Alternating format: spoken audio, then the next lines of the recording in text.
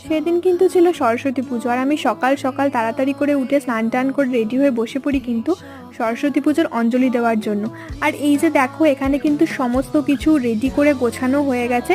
এবার কিন্তু শুধু পুরোহিত আসার অপেক্ষা। আর সমস্ত কিছু কিন্তু আমার মাই গুছিয়েছিল, যেহেতু আমি ঘুম থেকে উঠতে পারিনি। যাই হোক, তো তারপরে একটু পরে চলে আসে কিন্তু ঠাকুর মশাই।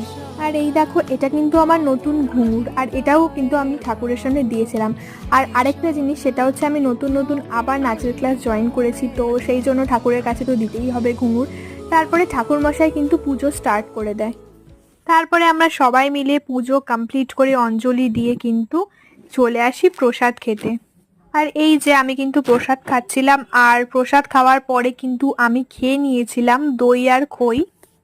আর দুপুরবেলা খেয়ে নিয়েছিলাম কিন্তু খিচুড়ি। তারপরে আমার একটু বেরোনো ছিল, তো আমি রেডি ফেডি হয়ে বেরিয়ে গেছিলাম আমার বন্ধুর বাড়িতে। তো সেই পার্টটা কিন্তু নেক্সট শর্টসে আসছে।